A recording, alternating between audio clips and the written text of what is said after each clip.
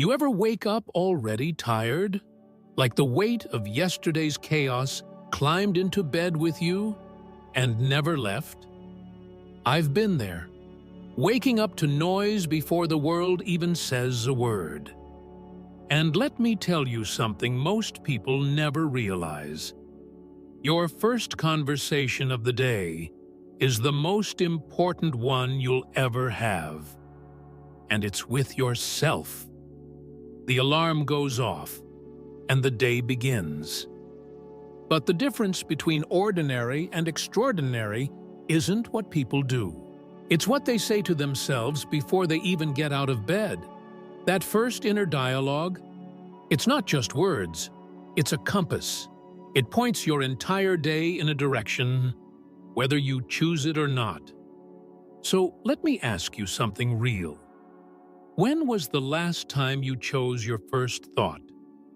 When did you decide what your day was going to feel like?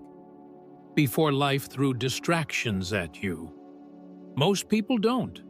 They let stress, noise, or old wounds write the script. And then they wonder why every day feels like a repeat. I used to live like that. Reactive, chaotic, already drained before breakfast.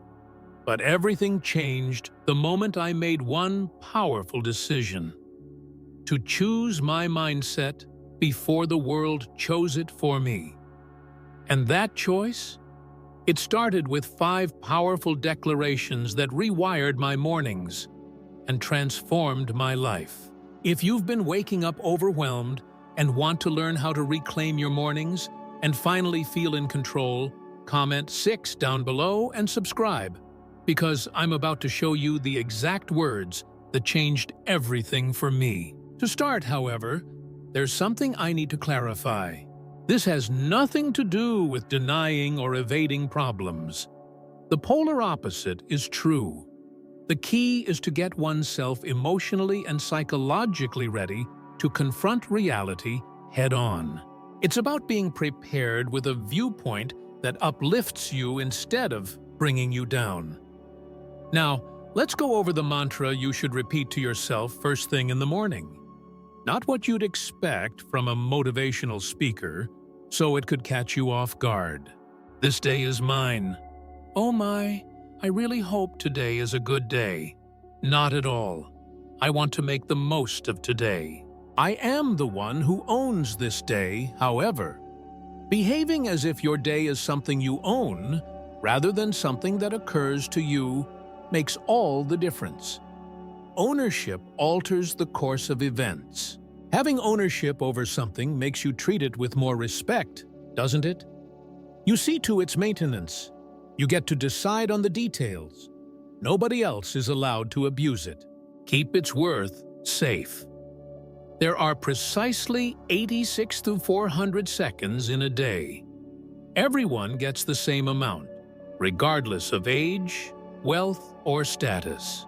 However, while some individuals make the most of those seconds, others allow them to pass them by. Has it ever occurred to you that certain individuals seem to be victims of time inexorably? Time is of the essence. The day flew by. There's no stopping me. Someone who sees time as a constraint rather than an asset might say these things. Compare that to those who take charge of their day. They are short on time. More ownership is granted to them. Instead of being dictated to by external factors, they actively choose how they spend their time. A single mother of 3, who was also completing her degree, was someone I spoke with. She worked 2 jobs. I will never forget what she responded in response to my question about how she handled everything. I tell myself that today is mine every morning before I ever step foot in a room. Nor my parents, nor my teachers, not even my employers. Instead of giving it up out of guilt, I'll tell them about it from a position of power. Ownership is that. More importantly, it starts the second you open your eyes. When you tell yourself, I own this day, a lot of things start to happen. The first step is to mentally shift your role from decision taker to decision maker. Your second step is to establish a system of accountability in your head. You are mostly responsible for the results of this day. A third point is that you provide the groundwork for the assumption of purpose. Owners are frugal with their valued possessions. However, control isn't the only aspect of ownership. To be a good steward is the key. The key is to see every day for what it is, an investment and a gift. What you get tomorrow is directly proportional to how you utilize today. Please, do something. Just as you awaken to consciousness tomorrow morning, before you do anything else, check your phone, turn on the news, or even talk to someone, silently but firmly say, "I own this day." Take stock of how you physically react to making that proclamation. Imagine a shift in your body language, a deepening of your breath, and a focusing of your thoughts. That's more like positioning than optimistic thinking. Instead of being a bystander to what occurs next, you're casting yourself as its catalyst. Claiming the day as yours is, of course, just the first step. Take action to own it. What this implies is that you have to be intentional about how you use your time, attention, energy, and reactions. Knowing this requires you to acknowledge the gap that exists between input and output. Your freedom of choice resides in that area. Both personal development and independence rest on your decision-making. You are responsible for how you react when someone ignores you in traffic. Whatever you learn from a failed effort is yours to keep. You are solely responsible for whether you take advantage of a chance or let it slip through your fingers. Owning something like this isn't easy. You must cease attributing your misfortune to other factors, other people, chance, or the passage of time. Saying, "This is my life, my day, my moment," to yourself in the mirror is a prerequisite. Here, however, is the fruit of fully embracing this first dawn as it is announced. When you take the wheel of your own life, you no longer sit on the sidelines. Instead, than sitting around hoping for the weather to be just right, you start making it happen. If you want things to improve, you can't sit around and wait for them to. There is no correlation between a person's level of success with their level of skill, wealth, or luck. You own it. Every day, every choice, every error, and every step forward is something that successful people own. The lives of the unsuccessful are rented out by fate. So first thing in the morning, remind yourself, "I own this day." Then, live it up. The pain of maturation is something I welcome. Perhaps the most difficult thing to remind oneself every morning is the second item. The pain of maturation is something I welcome. Now, I want us to be completely forthright. Growth may be a bit of a pain. Learning may be a bit of a pain. Transitions may be challenging. Improving your life will take an eternity if you wait till it's convenient for you to do it. Comfort is often misunderstood. They see it as an admirable quality, but ease is not on your side. Your potential is being undermined by it. Behold the natural world. Surrounding a comfortable zone, nothing grows in nature. In order to germinate, seeds need to escape the earth. The birds need to get out of the nest. All snakes eventually molt. Before it can transform into a butterfly, the caterpillar must fully disintegrate. However, somehow, we humans have managed to persuade ourselves that we can progress while staying there.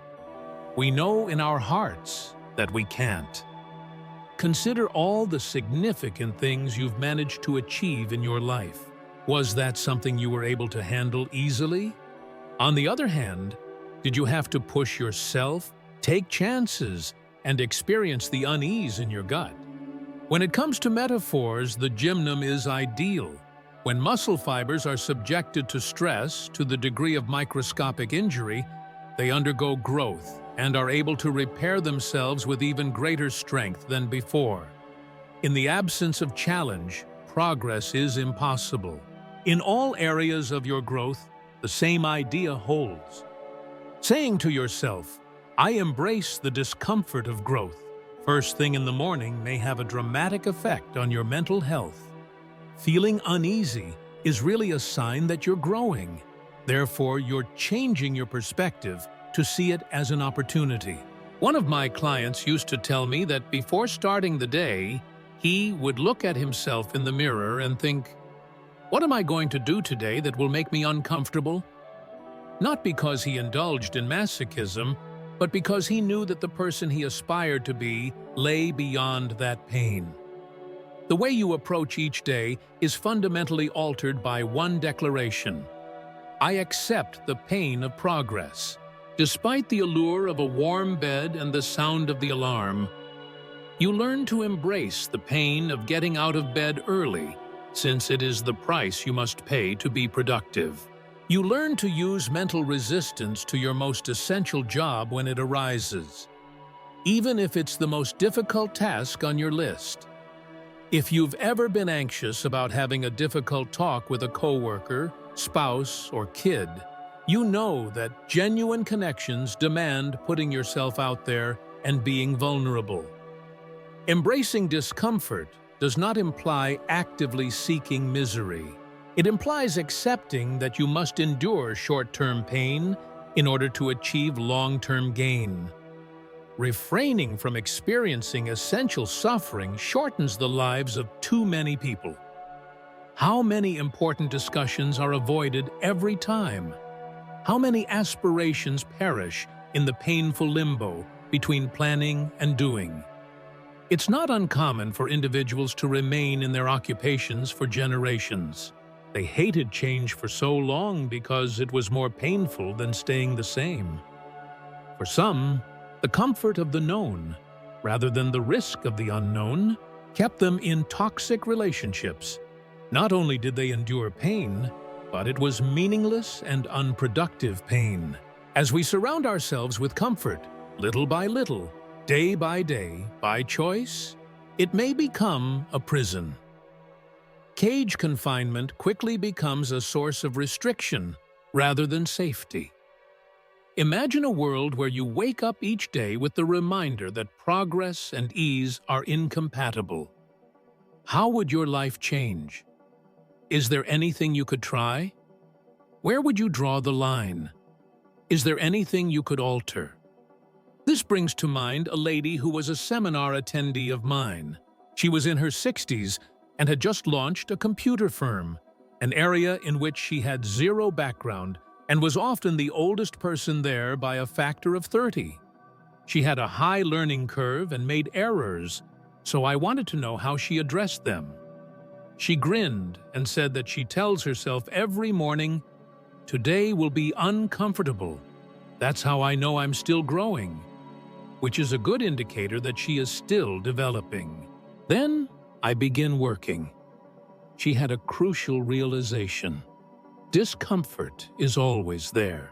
A new dynamic emerges between you and it. The feeling of transcending limitations and being greater than you were the day before is what you identify it as. So, once you've took charge of the day, remind yourself, "I embrace the discomfort of growth tomorrow morning." Feel free to observe how that proclamation turns challenges into possibilities. Simply said, you become unstoppable once you overcome your fear of discomfort.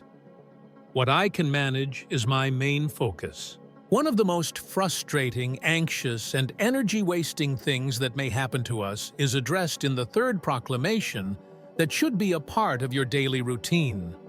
The idea is really basic.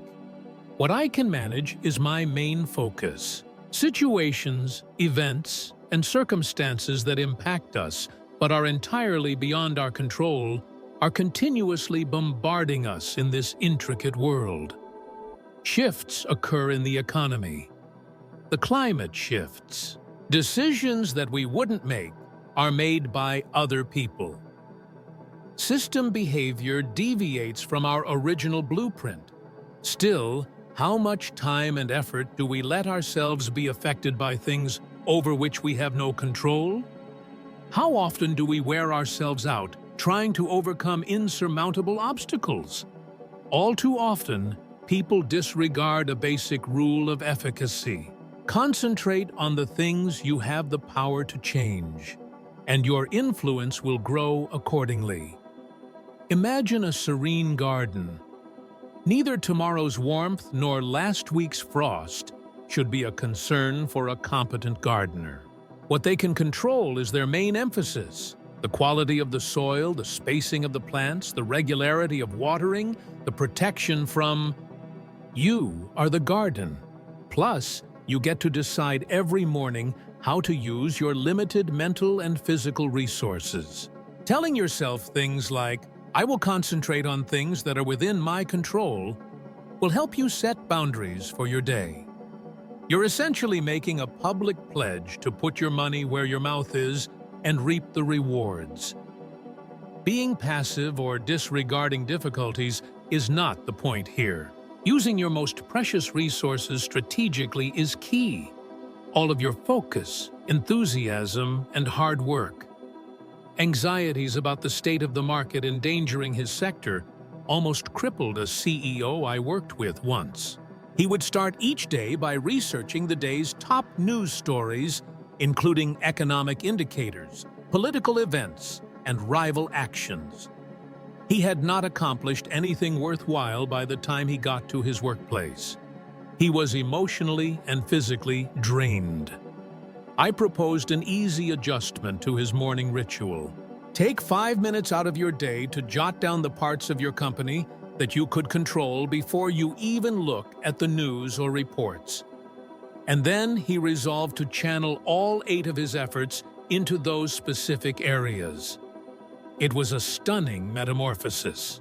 His anxiousness subsided, and he became more productive as a result. He improved his company's standing in spite of the difficult external climate by focusing his efforts where they would have the most impact. Now, you need to be honest with yourself in order to concentrate on the things you can manage. Each of our experiences may be seen as belonging to one of 3 concentric rings. Everything that is immediately under your control is located in the first circle. Things like what you think, what you say, what you do, how you react, what you study, who you hang out with, and how you prepare, all add up.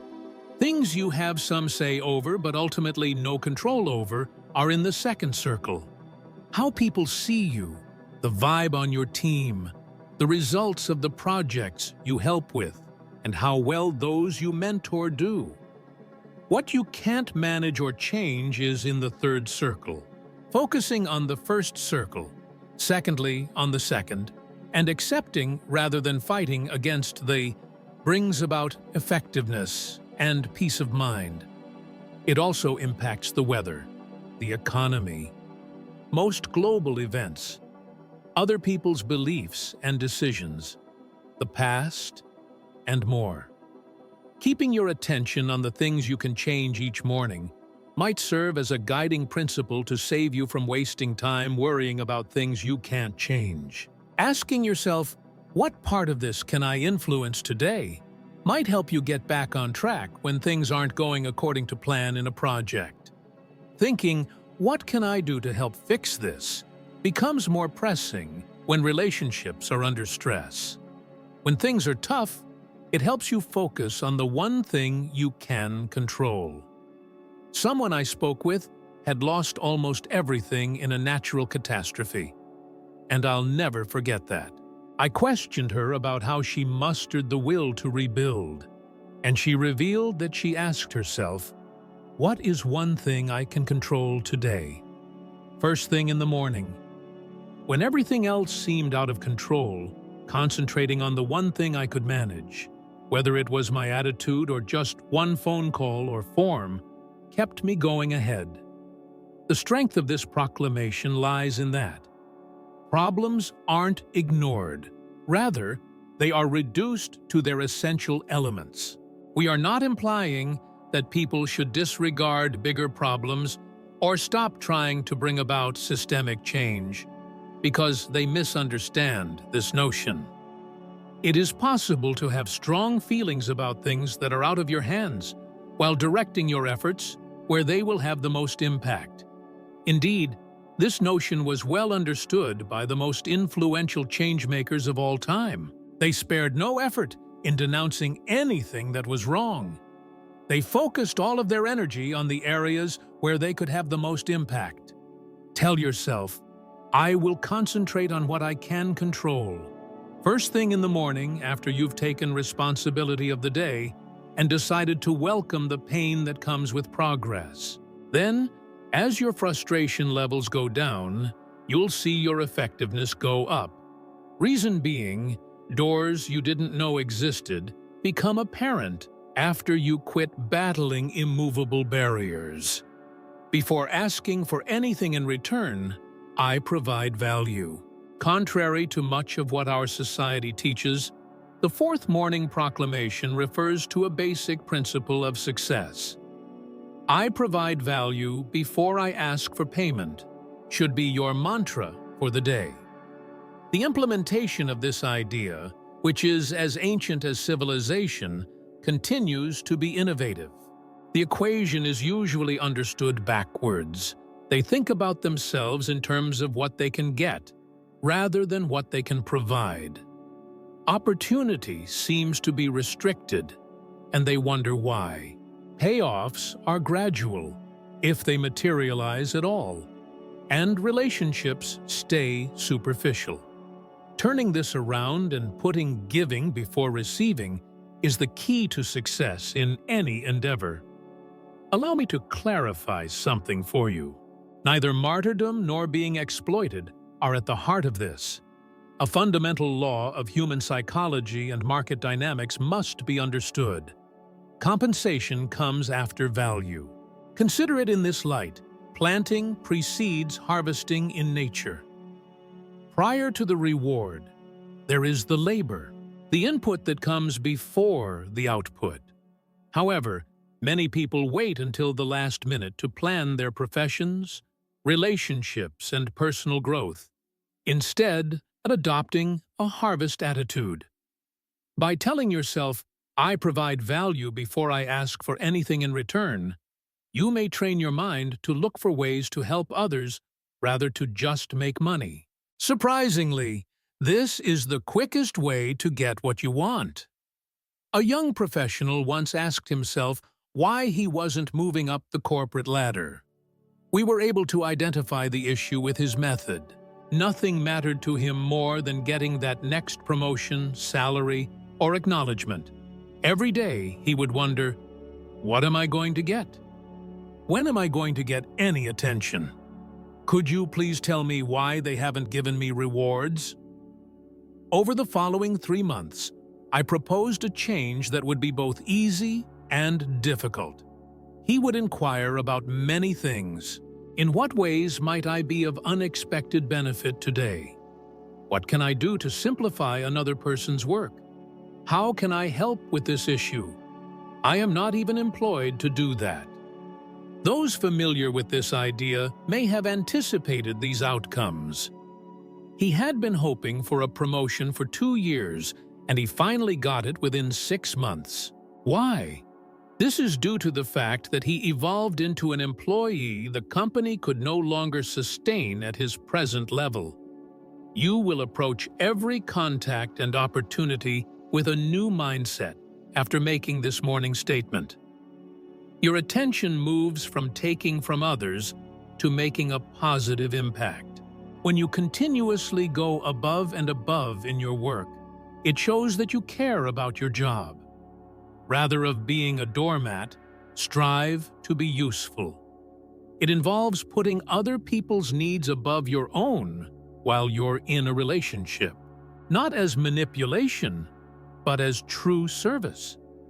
Giving back to your community entails giving freely of your time, skills, and resources without expecting anything in return. Rather than a donation, it is an investment.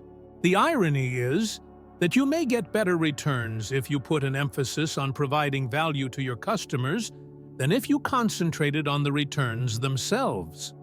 This is both theoretical and applicable. Imagine the things, people, or services that mean the most to you. They all have this quality of providing value that goes above and beyond what is expected, don't you think?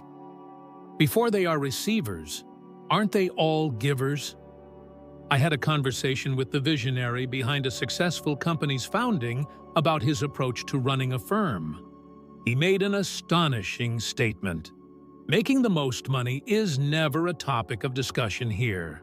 Maximizing value for our consumers is something we speak about non-stop. Managing the earnings is a breeze. This idea is applicable in other contexts as well. Educators, physicians, artists, and leaders who are universally admired all have a commitment to putting the needs of others before their own. However, a crucial difference exists here. Being the first to provide value doesn't imply you'll never receive. The correct order of planting, harvesting, contributing, collecting, giving, and receiving must be understood. Reverse the sequence and expect to get before you provide value. Doing so will only lead to anger, resistance, and closed doors. Consider your reaction the next time someone starts bartering with you before they've even given you anything of value. The vendor that starts pitching you products before they even know what you need. This acquaintance never takes the time to get to know you before asking for favors.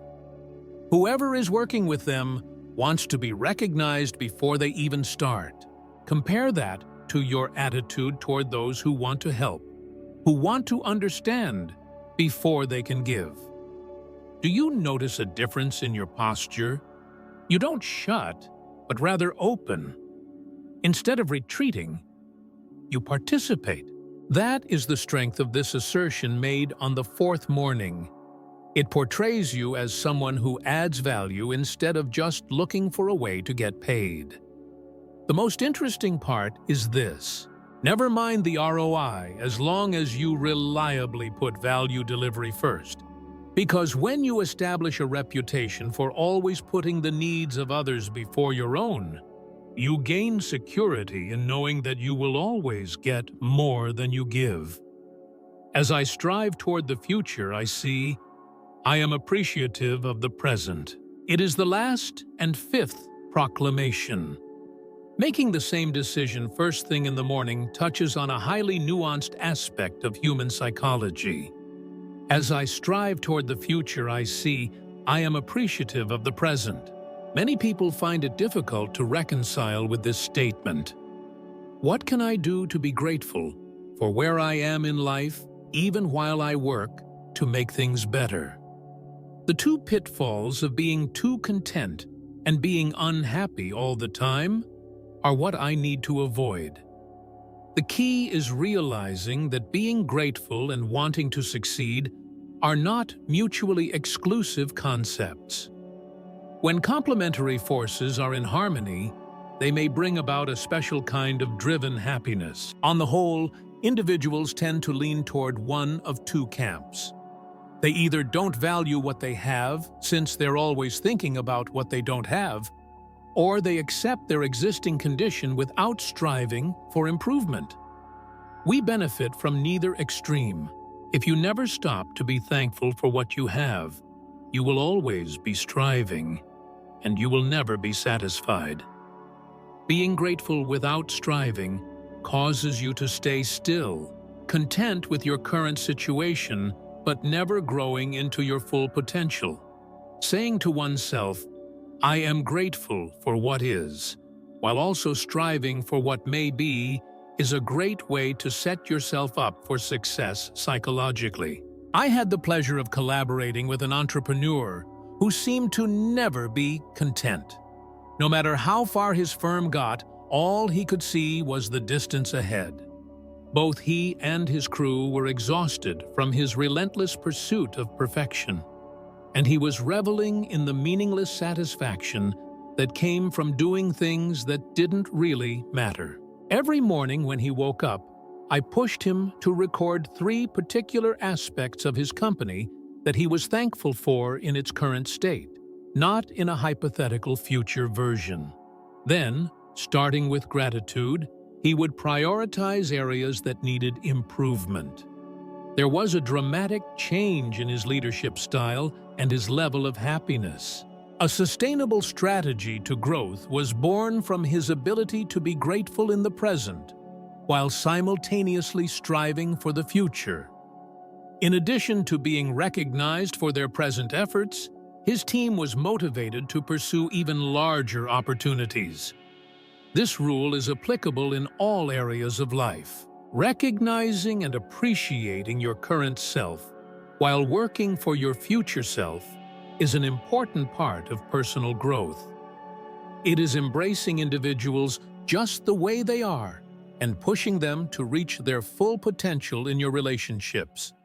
It implies appreciating what you've accomplished so far in your profession while striving to make an even bigger difference. Thankfulness without development leads to complacency. Exhaustion results from growth devoid of thankfulness. They achieve long-term success when they work together. This morning statement, there is a strong psychological rationale. Gratefulness promotes a state of peak health and performance by lowering stress hormones and activating the brain's reward pathways, according to research. Having well-defined objectives for progress, meanwhile, stimulates drive and concentration. When you mix the two, you create a neurochemical cocktail that promotes joy and success. Striking this balance might be challenging at times. We have a tendency to dwell on the negative and demand change, or we defend the status quo. One deliberate approach to re-establishing this equilibrium is the daily statement. It brings up a memory of a chat I had with a lady who had triumphed against tremendous adversity. She overcame early adversity, a lack of education, and poverty to build a life that mattered. I probed her for insight into her frame of mind during those trying times. According to her, I would make it a point to feel grateful for my current situation every morning, regardless of how bad it felt. Something genuine would be there for me to enjoy. Then I would face the future with resolve rather than hopelessness. I didn't want to be there just because I was thankful. It just meant that I wasn't attempting to alter reality while battling it. It is wise. Fighting back against the things that cause strife and opposition, which in turn make progress toward a better future more elusive. Possibility and flow are born by accepting the present while dreaming about the future. Feel free to add, "I am grateful for what is while working toward what could be," to your list of daily affirmations after the first 4. Next, as you envision what you're making, pick out certain parts of your present reality to cherish, for the simple reason that being grateful for what you have right now is the first step toward building an incredible future. The impact of your daily affirmations. When you include these 5 statements into your morning routine, they may completely transform your life. These are not just affirmations or magical spells. They are declarations of purpose that set you up for success by fostering the best possible connection between you, your situation, and your opportunities. We can go over it there. This day is mine. In doing so, you will be seen as an agent of change rather than a passive observer of your life's events. The pain of maturation is something I welcome. In this new light, difficulties are seen not as roadblocks, but as opportunities. What I can manage is my main focus. This shifts your focus from constraints to places of leverage. Before asking for anything in return, I provide value. This positions you as someone who can generate opportunities instead of just looking for them. As I strive toward the future, I am appreciative of the present. Appreciation and desire are balanced in this way. Our attitude of empowered growth is fostered by these pronouncements, which acknowledge reality while generating opportunity. There is a crucial point to remember about these early proclamations. Their strength is not in just uttering them, but in really embodying them. Words must be translated into deeds and choices into acts.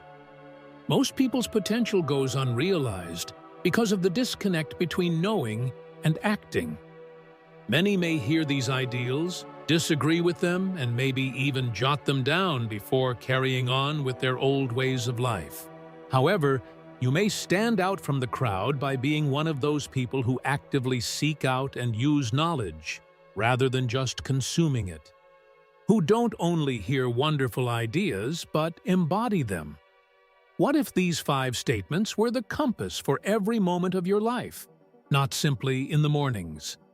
How may your job, relationships, health, and influence evolve? One great thing about self-improvement is that it doesn't need the approval or involvement of other people. A choice, some practice, and consistency may all build upon one another. So, treat yourself to these 5 affirmations tomorrow morning when you first come to consciousness before you reply to any demand or grab for your phone. Say them out loud and proud. Resonate physically with their veracity. Let them influence the next few hours of your life. Then you should keep an eye on it as the days, weeks, and months pass. Behold the gradual transformation of your choices, routines, relationships, and life itself, brought about by these straightforward assertions that you wholeheartedly accept. Reason being, exceptional conditions are not necessary to manifest the remarkable life you want. It is the result of amazing ideas being put into practice on a daily basis. And the translation starts each morning with the stories you tell yourself before you let the world tell you anything else.